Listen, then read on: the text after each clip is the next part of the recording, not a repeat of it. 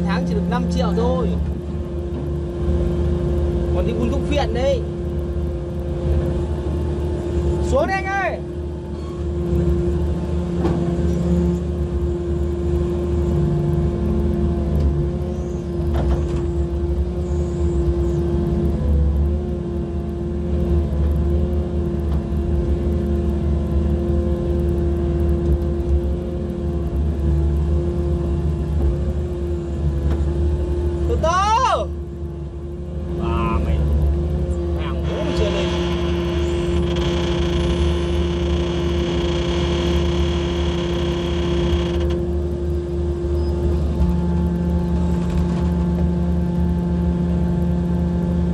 Xuống thì không phải từ từ chứ đổ sao.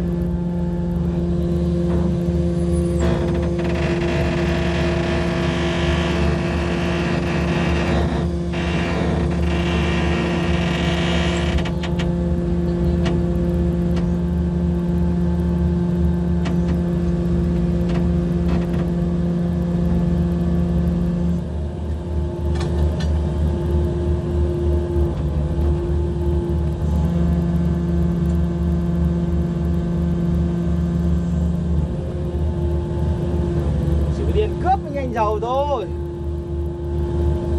Đúng không Vú Đại Tuyền?